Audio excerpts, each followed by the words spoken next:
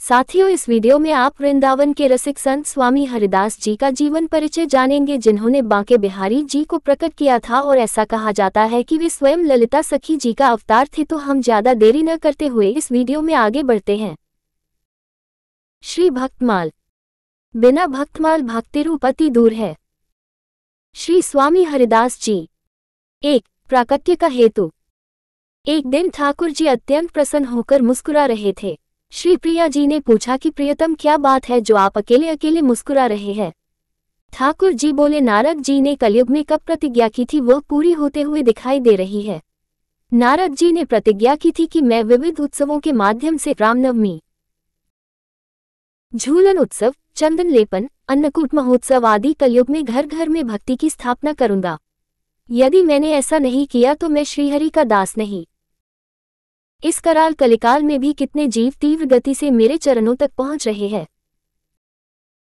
प्रिया जी ने कहा, आप तक पहुंचने का रास्ता तो आपने खोल दिया है। यदि कोई जीव सखी सहचरी बनकर निज महल की सेवा प्राप्त करना चाहे, उस मार्ग को तो आपने खोला ही नहीं, उसको आपने गुप्त ही रखा है। ठाकुर जी ने कहा कि यह रस तो आपकी सहचरियों की कृपा करुणा के अधीन है। सहचरी अनुग्रह न करे तो मुझे भी श्रीमहल की टहल दुर्लभ है। जब श्री श्यामा श्याम में ये रसमयी वार्ता चल रही थी, उसी समय वहां श्री ललिता जी पधारी। एक साथ युगल की प्रेमपूर्ण दृष्टि ललिता जी पर पड़ी। ललिता जी ने कहा कि आज आप दोनों बड़ी स्नेहभरी दृष्टि से मुझे निहार रहे हैं, इस दासी के लिए क्या आज्ञा है? युगल ने कहा, तुम एक अंश से पृथ्वी पर अवतार ग्रहण करो और महल टहल की प्राप्ति का अत्यंत दुर्लभ मार्ग खोलो। 2. जन्म और दीक्षा। वृंदावन से आधे कोस दूर राजपुर गांव में सन 1537 को इनका जन्म हुआ था। इनके पिता का नाम श्री गंगाधर और माता का नाम श्री चित्रा देवी था। इनका मन संसार में बिल्कुल भी नहीं लगता था। श्री गुरुदेव आशुधीर जी सिद्ध महात्मा थे। उन्होंने बाल्यकाल में ही स्वामी हरिदास जी के पिता को बता दिया था कि यह बालक ललिता जी के अवतार है और समय आने पर यह भजन करने निकल पड़ेगा, तब इसको कोई रोकना टोकना नहीं। पिता ने एक दिन बालक हरिदास जी से अपने असली स्वरूप के दर्शन कराने का आग्रह किया। स्वामी हरिदास जी ने उनको साक्षात ललिता जी के रूप में दर्शन देकर कृतार्थ किया था। 25 वर्ष की अवस्था में एक विरक्त की भांति घर से निकल कर वृंदावन चले आए। वृंदावन के एक निम्बाक संप्रदाय के संत श्री आशुधीर देवाचार्य जी से दीक्षा और विरक्त देश लेकर भजन करने लगे।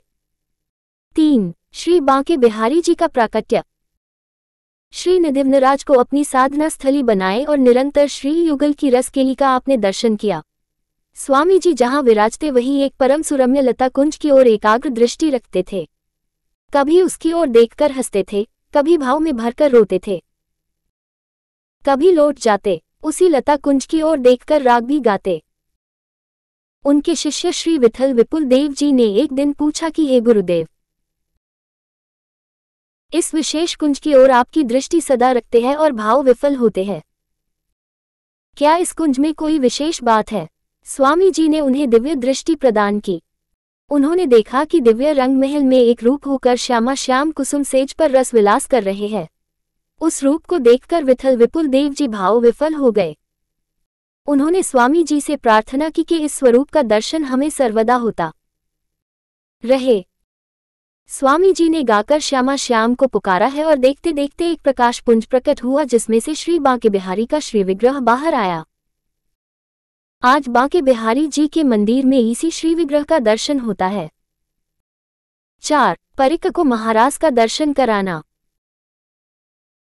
एक बार स्वामी जी ने शरद पूर्णिमा की पवित्र तिथि पर यमुना जी की दूसरी ओर मानसरोवर नामक स्थान पर अपने पूरे परिक को महाराज का दर्शन कराया। 5. होली लीला। लाहौर में एक सेठ भक्त जी रहते थे जिनका नाम था विज्ञानी जी। एक दिन विचरण करते करते एक ब्रजवासी महात्मा उनके घर आए। उनका नाम था श्री ऋषिकेश दास जी। सत्संग होने लगा। संत ने कि श्री वृंदावन श्यामा श्याम की नित्य लीला स्थली है। यहाँ पर निरंतर युगल लीला करते रहते हैं और रसिक जन उसका आस्वादन करते हैं। विज्ञानी जी ने पूछा, वृंदावन बिना किसी शंका के युगल की नित्य विहार स्थली है, परंतु प्रकट रूप में क्या कोई ऐसे संत इस समय विराजमान है जो उस नित्य विहार का खुली आंखों से निरंतर दर्शन करते हो। ऋषिकेश दास जी ने कहा, ब्रज तो रसिक संतों की खान है। कहाँ कहाँ किस कुंज में कौन कौन रसिक अपने को छिपाए बैठे हैं यह नहीं कहा जा सकता, परंतु मेरी दृष्टि में एक संत ऐसे है, महान रासिकाचार्य श्री स्वामी हरिदास जी महाराज। उन्होंने ठाकुर श्री बांके बिहारी जी को प्रकट किया है। वे निधिवन में रहकर उनको बहुत लाड़ लड़ते हैं, नित्य 56 भोग धराते हैं और युगल श्री श्यामा श्याम के नित्य केलिका आने नेत्रों से दर्शन करते रहते हैं। विज्ञानी जी ने पूछा कि क्या उन्हें स्वामी जी का दर्शन हो सकता है। संत ने कहा कि स्वामी जी का दर्शन करना अत्यंत कठिन है, पर तुम प्रेमी और सरल भक्त हो तो तुम्हें दर्शन हो जाएगा। विज्ञानी जी ने पूछा कि क्या स्वामी जी हमारी कुछ भेंट स्वीकार करेंगे। संत बोले कि वे धन, सोना, चांदी तो वे स्वीकार नहीं करते, परंतु 2 चीजें वे ठाकुर सेवा के लिए स्वीकार करते हैं, सुगंध और राग। बिहारी जी के श्रृंगार के लिए सुगंधित पुष्प या इत्र अर्पण कर सकते हो और गाना आता है तो ताल स्वर में कुछ सुनाकर बिहारी जी को रिझा सकते हो। विज्ञानी जी ने कहा कि गाना तो हमें आता नहीं, परंतु मैं सेवा में बढ़िया से बढ़िया इत्र अर्पण करूंगा। उसने सबसे अच्छे इत्र बनाने वाले को बुलाया और उस जमाने में 1 लाख रुपयों का इत्र बनाया। संत ऋषिकेश दास और विज्ञानी जी वृंदावन आए। निधिवन जाकर बिहारी जी को साष्टांग प्रणाम किया और वहां उपस्थित सेवक से पूछा कि क्या मुझे स्वामी श्री हरिदास जी का दर्शन हो सकता है। सेवक ने कहा कि स्वामी जी यमुना जी के तट पर गए हुए हैं। विज्ञानी जी को दर्शन की बड़ी लालसा थी, वे रुक नहीं पैर और दौड़कर यमुना पुलिन पर आए। सेवक भी उनके पीछे गया। स्वामी जी वहां बैठकर श्री श्यामा श्याम की होली लीला का दर्शन कर रहे थे। उस लीला में श्री राधारानी के हाथ में एक कमोरी थी, चौड़े मुंह का बर्तन जिसमें केसर मिश्रित जल था। वह जल श्री राधारानी ठाकुर जी पर डालने ही वाली थी, परंतु नटखट ठाकुर जी ने चतुराई से एक कमोरी राधारानी के ही श्रीअंगों पर उल्टा दी। अब तो श्री राधारानी का पक्ष कमजोर हो गया, क्योंकि उनके पास तो रंग ही समाप्त हो गया। राधारानी ने ललिता स्वामी जी की ओर देखा कि हमारा रंग तो समाप्त हो गया। उसी समय विज्ञानी जी ने साष्टांग दंडवत किया और वह बड़ी सी इत्र की शीशी समर्पित की। स्वामी जी भाव राज्य में मग्न थे। उन्होंने वह इत्र तत्काल राधारानी की कमोरी में डाल दिया और बोली, स्वामिनी जी अब हमारी जीत पक्की। राधारानी ने उस इत्र से ठाकुर जी के श्रीअंगों पर उड़ेल दिया। विज्ञानी जी को इस लीला का दर्शन नहीं हुआ। उन्होंने बाह्य जगत में यही देखा कि स्वामी जी ने इत्र को यमुना जी की रज में डाल दिया। वे सोचने लगे कि बड़े विचित्र महात्मा है, इत्र को सूंघा नहीं, देखा नहीं और पूरा रज में डाल दिया। भावराज्य से बाहर आने के बाद सेवक ने कहा कि ये भक्त जी लाहौर से आपका दर्शन करने आए हैं। स्वामी जी ने कहा कि हमारा दर्शन क्या करना, जाकर निधिवन में बिहारी जी का दर्शन करो। विज्ञानी जी ने कहा, हम पहले निधिवन राज ही गए थे और दर्शन करके आए हैं। स्वामी जी ने कहा, जाओ अब पुनः दर्शन करो। जैसे ही निधिवन राज के अंदर जाने लगे, वहीं से उनको बड़ी सुंदर सुगंध आने लगी। पूरा निधिवन महक रहा था। अंदर जाकर बिहारी जी का दर्शन किया तो देखा कि बिहारी जी के संपूर्ण श्रीअंगों और वस्त्रों से इत्र टपक रहा है। उस लीला को देखकर बड़ी कृपा का अनुभव किया। 6. ब्राह्मण दयाराम जी पर कृपा। जसरोटा पंजाब कश्मीर सीमा क्षेत्र में एक अत्यंत निर्धन सारस्वत ब्राह्मण रहते थे, जिनका नाम श्री दयाराम जी था। वह अत्यंत गरीब थे। एक दिन पत्नी के कहने पर वह धन प्राप्ति की कामना से जम्बू पर्वत पर जाकर तपस्या करने लगे। वहीं पर भगवान राम के पार्षद श्री जाम्बवान जी उस समय तपस्या कर रहे थे। एक दिन उन्होंने ब्राह्मण को देखा तो उनके सामने प्रकट होकर उनकी तपस्या का कारण पूछा। उन्होंने समस्या बताई तो जाम्बवान जी को दया आ गई। उन्होंने ब्राह्मण को पसमणि प्रदान की और कहा कि यह परासमणि है, लोहे को छूटे ही सोना बना देगी और तुम्हारी गरीबी मिट जाएगी, परंतु ये तुम्हारे पास केवल 12 वर्ष ही रहेगी। उसके बाद इसे किसी सत्पात्र को दान कर देना। अब ब्राह्मण के पास बहुत धन आया। उसने बहुत लोगों की सहायता की, अन्न धान्य दान किया और संत सेवा की। 10 वर्ष पूरे होने पर उसकी पत्नी ने कहा कि अब हमें इसको स्वीकार करने वाला सत्पात्र खोजना आरंभ कर देना चाहिए। वे दोनों तीर्थ यात्रा पर निकले परंतु पत्नी की रास्ते में मृत्यु हो गई। ब्राह्मण विचरण करते करते वैद्यनाथ धाम पहुंचे। वहां शंकर जी से प्रार्थना करके बोले कि हमने बहुत खोजा पर कोई सत्पात्र नहीं मिला, अब आप ही हमारा मार्गदर्शन करें। शंकर जी ने स्वप्न में आकर बताया कि ऐसा महापुरुष जो बार बार देने पर भी इसको लेने से मना करे उसी को सत्पात्र जानना। अब ब्राह्मण जिस भी महात्मा के पास जाता तो कहता कि महाराज हमको चेला बना लो, हमारे पास बहुत मूल्यवान पारस मणि है, उसे हम अपने गुरु को समर्पित करना चाहते हैं। मणि का नाम सुनते ही सब चेला बनाने को तैयार हो जाते, तो ब्राह्मण कहते हम अभी स्नान करके आते हैं और गायब हो जाते। ऐसे घूमते घूमते ब्राह्मण वृंदावन स्वामी जी के पास पहुंचे। ब्राह्मण बोले, स्वामी जी, हम आपको अपने गुरु रूप में वरण करना चाहते हैं, कृपा करके हमें दीक्षा प्रदान करें। हमारे पास अति मूल्यवान पारस मणि है जिसे हम अपने गुरु को समर्पित करेंगे। स्वामी जी ने कहा कि भगवत शरणागति तो हम तुम्हें प्रदान कर देंगे, परंतु इस पारस मणि को पहले यमुना जी में फेंक कर आओ। उस ब्राह्मण ने वैसा ही किया और स्वामी जी ने उनको अपना शिष्य बना लिया। युगल मंत्र और विरक्त वेश प्रदान करके उनका नाम रखा श्री दयालदास जी। दयालदास जी के मन में कभी कभी यह बात आती कि अभी 2 वर्ष का समय शेष था, वह पारस मेरे पास होता तो बहुत कुछ उपयोग हो सकता था। एक दिन दयालदास जी यमुना स्नान को जा रहे थे। स्वामी जी कहा कि लौटते समय थोड़ी यमुना किनारे की रज लेते आना। दयालदास जी ने एक वस्त्र में लपेटकर रज लाकर स्वामी जी के हाथ में रखी। स्वामी जी ने जैसे ही वस्त्र की पोटली खोली, एक एक रज का कण मोटे मोटे पारस के रूप में परिवर्तित हो चुका था। स्वामी जी ने कहा, लो कितने परास चाहते हो।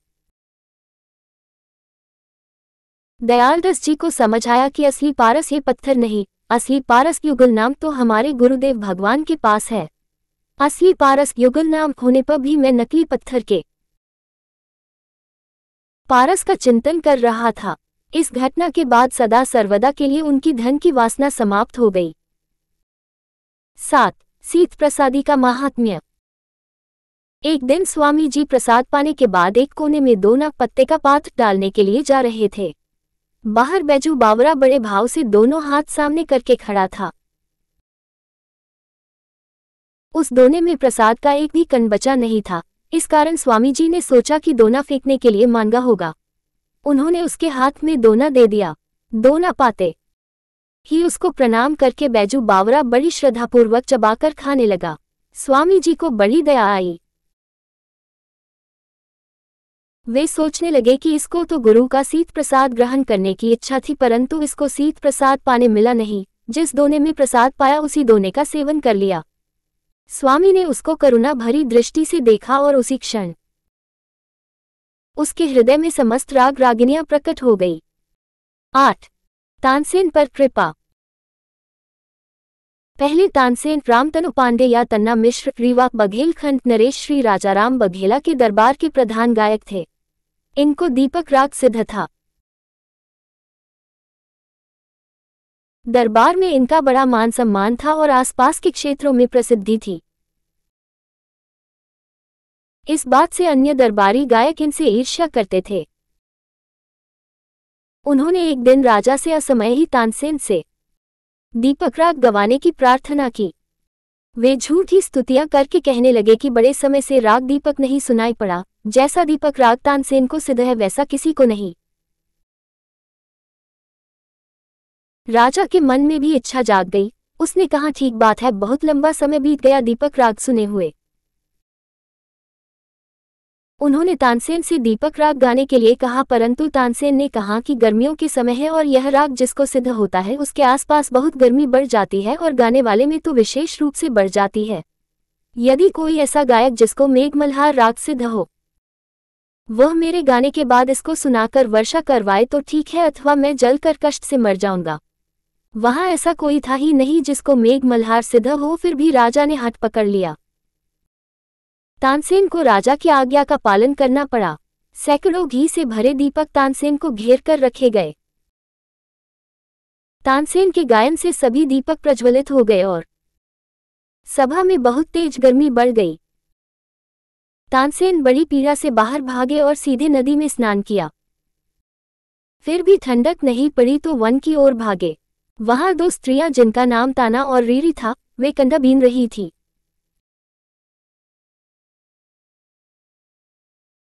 उनमें से एक ने तानसेन की हालत देखकर कहा कि यह कोई गायक मालूम पड़ता है और ये दीपक राग का जला हुआ है। इसका उपचार नहीं किया तो ये मर जाएगा। तानसेन जी ने ये सुना तो समझ गए कि केवल मुझे देखकर सब जान गई, यह कोई सिद्ध माताएं हैं। तानसेन ने कहा कि आपने जब मेरा कष्ट पहचान लिया तो इसका निवारण भी जानती होगी। उन माताओं ने राग मेघ मल्हार गाना शुरू किया और जल बरसने लगा। तानसेन के शरीर की अग्नि शांत हुई। तानसेन ने प्रार्थना की कि आप हमें ये राग की साधना सिखाओ। उन माताओं ने कहा कि हम आपको क्या सिखा सकते हैं, हमें तो केवल थोड़ा ज्ञान है। आपको तो वृंदावन निधिवन में विराज रहे स्वामी श्री हरिदास की शरण में जाना चाहिए। उनकी कृपा हुई तो तुम्हें संपूर्ण संगीत साधना मिल सकती है। स्वामी जी की शरण जाकर इन्होंने संगीत सीखा। एक दिन अकबर के दरबार में गाना सुनाया तो अकबर ने प्रसन्न होकर इनको अपने महल में मुख्य गायक के रूप में नियुक्त कर दिया।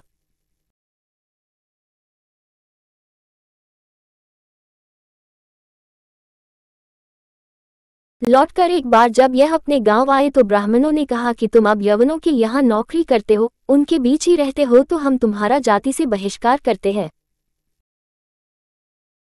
तानसेन ने कहा कि मैं तो बस नौकरी करता हूँ, मेरा आचार विचार पवित्र है, मेरी शिखा जनेऊ सब सुरक्षित है, मैं संध्या वंदन करता हूँ। मैंने जो धन कमाता हूँ उससे तुम्हारी भी कुछ सेवा करूँगा, जो संगीत मैंने सीखा है उसको तुम्हें भी सिखाऊंगा। पर ब्राह्मणों ने एक नहीं मानी। अंत में दिल्ली दरबार में ही रहने लगा। अकबर ने कहा कि अब जाति में तुम्हें शादी के लिए लड़की तो कोई देगा नहीं। उसने अपने मौलवी की 2 शहजादियों से उसका विवाह करवा दिया। उनके 2 पुत्र हुए जिनका नाम बड़े मियाँ और छोटे मियाँ हुआ। आगे इन्हीं के वंशजों ने संगीत के कई घराने और उस्ताद बनाए। मुसलमानों में संगीत का ज्ञान इन्हीं की परंपरा से आया। 9. अकबर पर कृपा। एक दिन दिल्ली दरबार में तानसेन गया रहे थे। अकबर ने कहा, तानसेन तुम बहुत अच्छा गाते हो, तुमसे अच्छा गायक इस पृथ्वी पर कहीं नहीं है। तानसेन ने कानों पर हाथ रखकर कहा, बादशाह सलामत। संगीत के अगाध समुद्र तो हमारे गुरुदेव श्री स्वामी हरिदास जी है, हम तो उस समुद्र की एक बिंदु भी नहीं है। अकबर ने कहा, तुम्हारे भी कोई गुरु है? वे कहाँ रहते हैं? तानसेन ने कहा, वे वृंदावन निधिवन में रहते हैं। अकबर ने कहा, उन्हें यहाँ बुलाओ, हम उनकी गायकी सुनना चाहते हैं। तानसेन ने कहा कि राजा के पास तो कोई तभी आएगा जब उसे कुछ भेंट या धन मिल जाए, परंतु वे तो अत्यंत निष्काम महात्मा हैं। वे छोटे दरबारों में नहीं आते, उनका दरबार बड़ा है। अकबर ने सोचा कि हमसे बड़ा दरबार कौन सा है। उसने तानसेन से कहा कि हम ही उनके पास चलेंगे। तानसेन ने अकबर से कहा, यदि आप बादशाही ठाट बाट में जाएंगे तो उनके दर्शन हो ही नहीं सकते। वे विरक्त संत हैं, कुंज के भीतर अपनी रसोपासन में ही मग्न रहते हैं। ऐसे विरक्त संतों के निकट जाना सबके बस का नहीं है। उनके किसी निकट शिष्य के साथ अत्यंत साधारण वेश में जाना होगा। आपको हमारा सेवक बनकर चलना होगा। अकबर ने स्वीकार किया। तानसेन दर्शन करने अंदर गए, स्वामी जी को साष्टांग प्रणाम किया। अकबर बाहर खड़ा रहा। स्वामी जी ने कहा, तानसेन बड़े समय बाद आए हो, बिहारी जी के लिए कुछ गाकर सुनाओ। तानसेन ने गाते गाते जानबूझकर कुछ गलत सुर लगाया। स्वामी जी ने कहा, तानसेन, तुम्हारे जैसे गायक ने इस प्रकार की भूल कैसे कर दी? तानसेन ने कहा कि अपराध क्षमा करें, आप कृपा करके इस सुर को सही गाकर सुनाएं। स्वामी ने गाना आरंभ किया और उनका गान सुनकर अकबर भूल गया कि वह सेवक के वेश में बाहर खड़ा है। वह जोर से बोल उठा, वाह वाह वाह, क्या गाते हैं, ये तो खुदा का चमत्कार है। स्वामी जी बोले, बाहर कौन है? अभी कौन बोला? तानसेन ने कहा, गुरुदेव। बाहर जो खड़े हैं वे बादशाह अकबर है।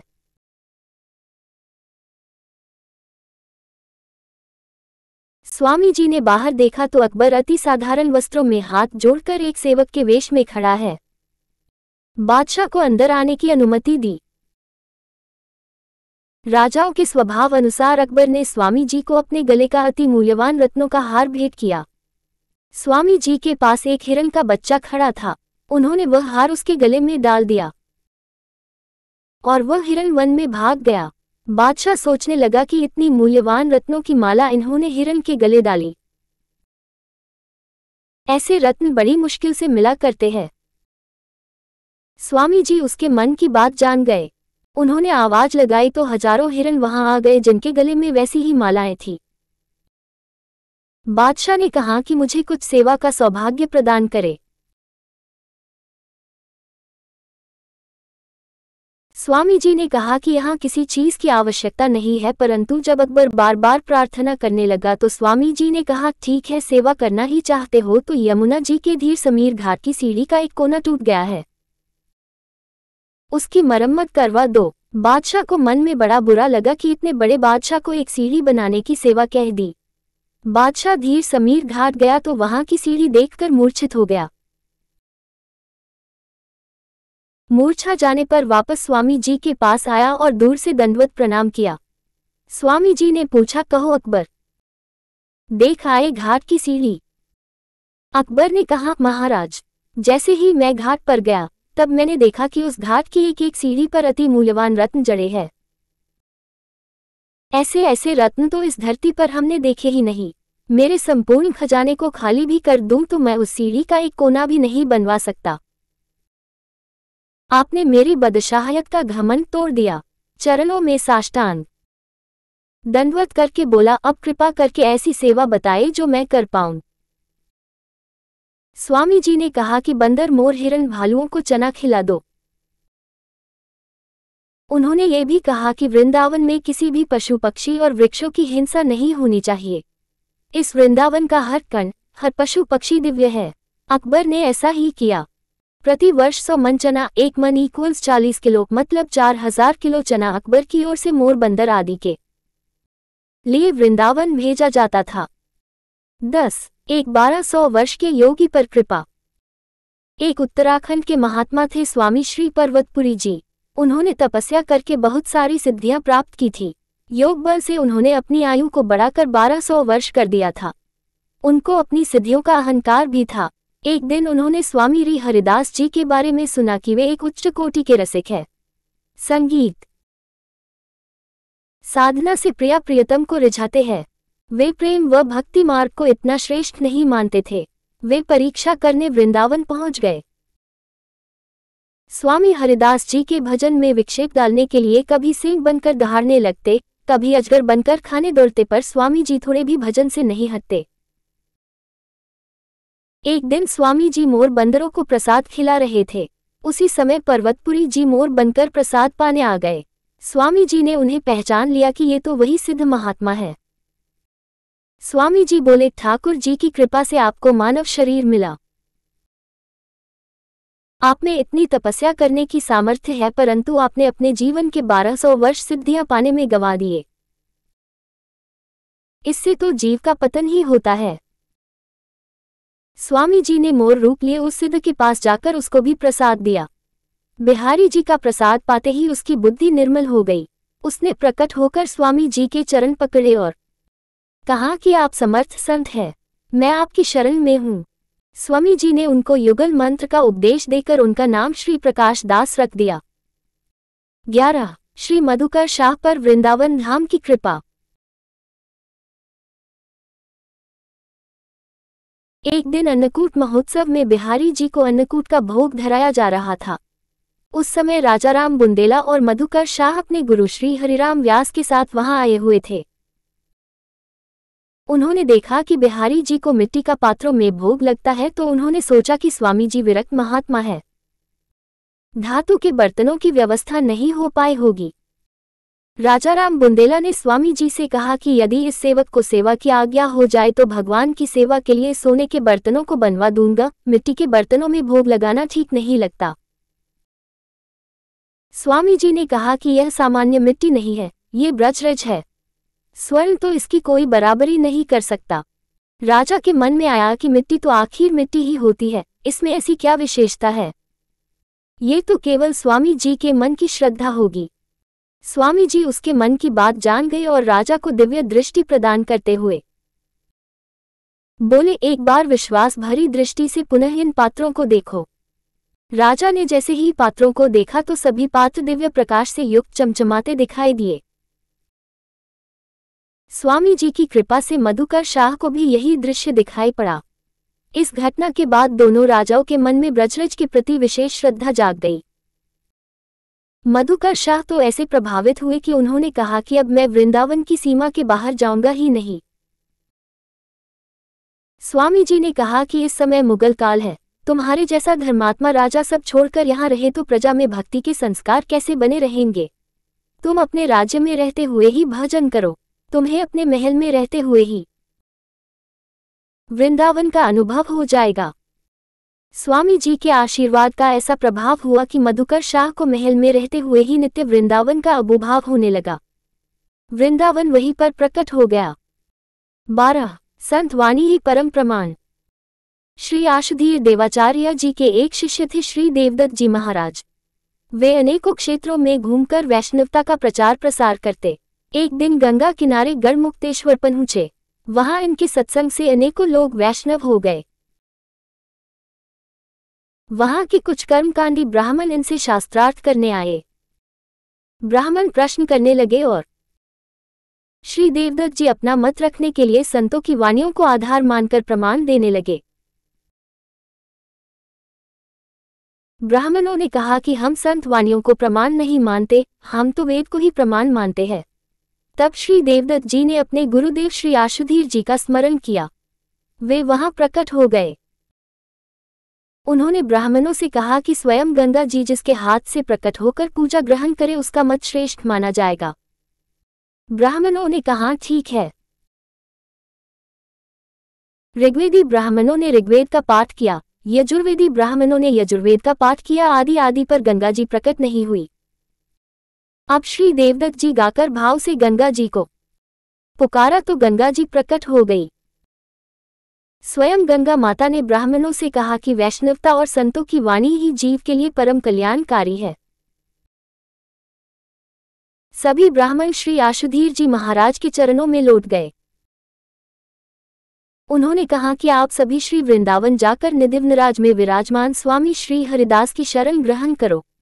वे ब्राह्मण स्वामी जी से दीक्षा लेकर भजन में लग गए।